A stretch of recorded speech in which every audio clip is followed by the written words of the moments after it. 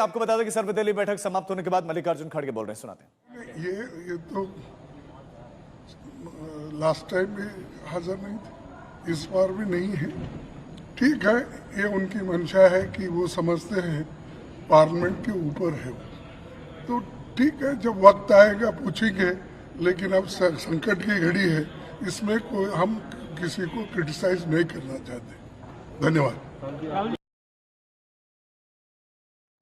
सर्वदलीय बैठक समाप्त होने के बाद मल्लिकार्जुन खड़गे को आप सुन रहे थे और प्रधानमंत्री नरेंद्र मोदी की मौजूदगी की लगातार कांग्रेस पार्टी मांग कर रही थी। अलग अलग नेताओं ने बयान भी दिए थे कि पीएम को इसमें होना चाहिए था और इसमें वो निशाना भी साधते हुए दिखाई दिए। लेकिन उन्होंने साथ साथ कहा कि इस मुश्किल घड़ी है कि ऐसी चीजें हैं जो डिस्कस नहीं करनी है, तो बस सबने सपोर्ट सरकार ने जानकारी दी, सबने सपोर्ट किया। राहुल गांधी को भी आपने सुना और इस बैठक से बाहर निकलते हुए आप तमाम लीडर्स की तस्वीरें भी देख सकते हैं। राहुल गांधी, मल्लिकार्जुन खड़गे और तमाम जो लीडर्स हैं एक एक करके इस बैठक से बाहर निकल रहे हैं। हमने राहुल गांधी की प्रतिक्रिया सुनाई, आपको मल्लिकार्जुन खड़गे की प्रतिक्रिया सुनाई कि सरकार के साथ में कोई आलोचना नहीं करें, सब हम साथ में हैं। बस ये मांग थी कि प्रधानमंत्री को भी होना चाहिए था। ऑपरेशन सिंदूर चलाया गया, उसके बारे में पूरा विवरण दिया गया, पूरी जानकारी, पूरा ब्यौरा विपक्षी दलों के नेताओं के सामने रखा गया और हो सकता है कि कुछ सुझाव भी विपक्षी दलों के नेताओं की तरफ से दिए गए हों, उन सुझावों को भी इसमें सुना गया हो। इस बैठक के बारे में राहुल गांधी ने उनसे सवाल पूछा गया था कि क्या बातचीत हुई और उन्होंने विवरण देने से तो मना कर दिया, लेकिन कहा कि सरकार के हम पूरी तरह से साथ हैं। अशोक सिंघल हमारे साथ जुड़ गए। अशोक, मल्लिकार्जुन खड़गे भी बोले हैं, राहुल गांधी भी बोले हैं, तो क्या बातचीत हुई है? विपक्ष ने क्या सुझाव दिया, सरकार ने क्या बताया, क्या बातचीत हुई है?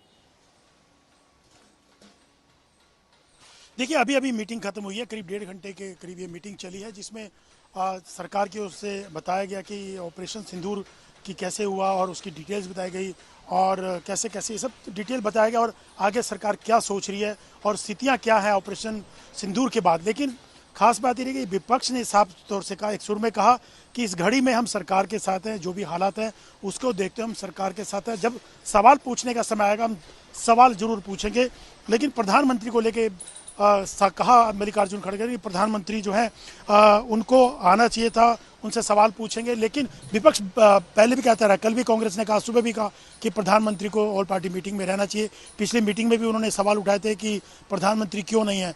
तो लेकिन एक बात, खास बात ये रही कि सभी पार्टियों की तरफ से ये कहा गया एक सुर में कि हम सरकार के साथ हैं, जो भी कदम उन्होंने उठाए हैं और आगे भी उठाएगी, हम उनके साथ रहेंगे। तो सरकार भी यही चाहती थी कि एक सुर में एक साथ दिखाई दे पूरा देश, जो भी सरकार ने कदम उठाए और जो भी निर्णय सरकार सोच रही है लेने का आगे भी, तो यही एक कहा गया विपक्षी नेताओं की तरफ से। मल्लिकार्जुन खड़गे ने भी यही कहा, तमाम जो विपक्षी दल हैं, आप बता रहे हैं कि उन्होंने बताया कि सब साथ में है, विपक्षी दल भी साथ में थे। एक सर्वदलीय बैठक थी, सभी बड़ी पॉलिटिकल पार्टीज एक साथ जो है बैठी और सरकार ने, जिसमें सरकार की तरफ से इसमें रक्षा मंत्री राजनाथ सिंह थे, इसमें किरण रिजिजू थे, गृह मंत्री अमित शाह थे, वित्त मंत्री निर्मला सीतारमण थे, उन्होंने पूरी जानकारी दी है।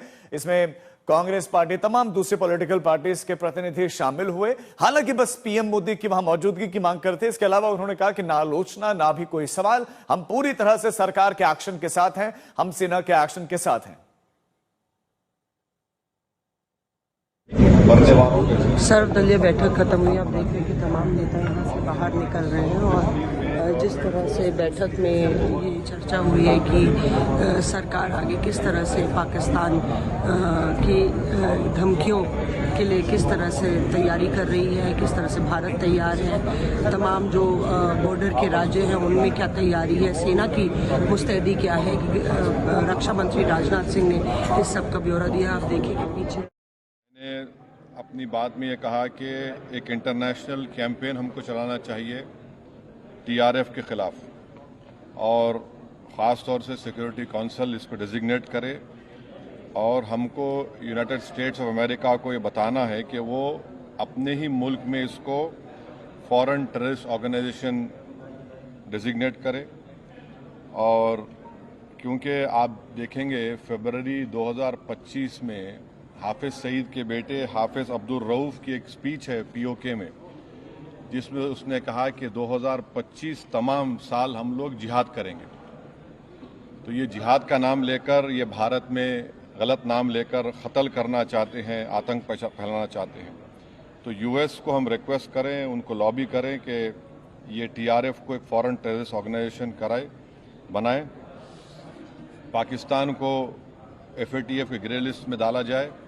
यूनाइटेड किंगडम से हमने ट्रेड डील किया है, अब क्या क्या बहुत सी चीज़ें कम हो जाएंगी, टैरिफ कम होगा, तो हम यूके गवर्नमेंट से कहें कि वो भी टीआरएफ को बैन करें और यूके ट्रेजरी पाकिस्तान को सैंक्शन करे।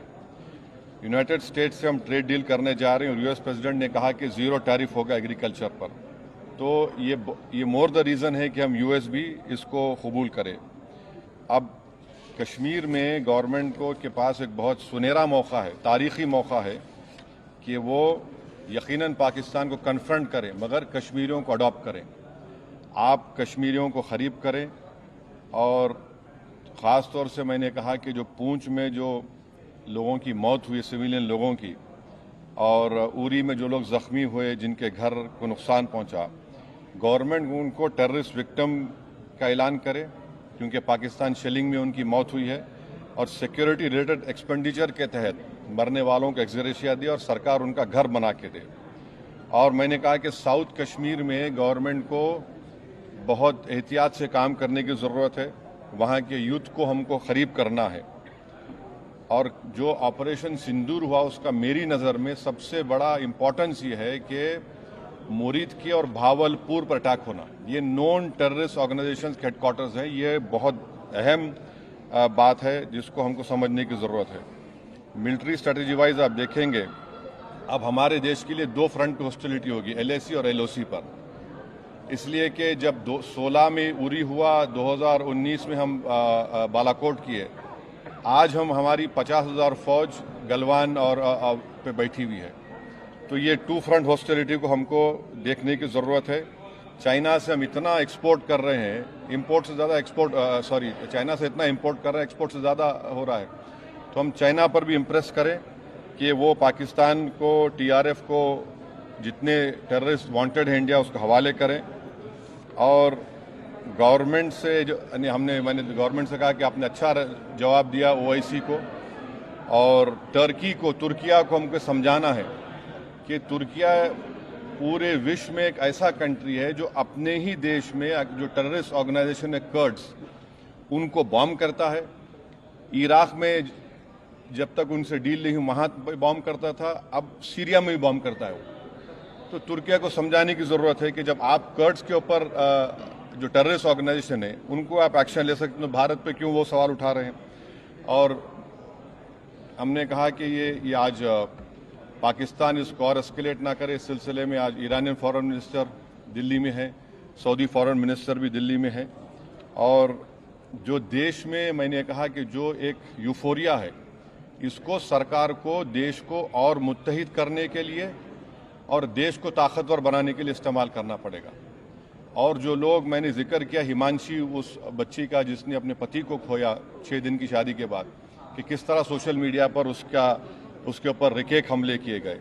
और आखिर मैंने कहा कि न्यूयॉर्क टाइम्स, रॉयटर्स और CNN ने एक कहा कि बठिंडा में एक रफाइल गिरा है, वो सही है गलत है हम नहीं जानते, मगर हमने एक गवर्नमेंट से कहा कम से कम इंडियन एयरफोर्स को आप कहिए कि उसको डिनाई करे, ताकि हमारे आर्म फोर्सेस का मोराल और उनके रेपुटेशन में कोई कमी ना आए।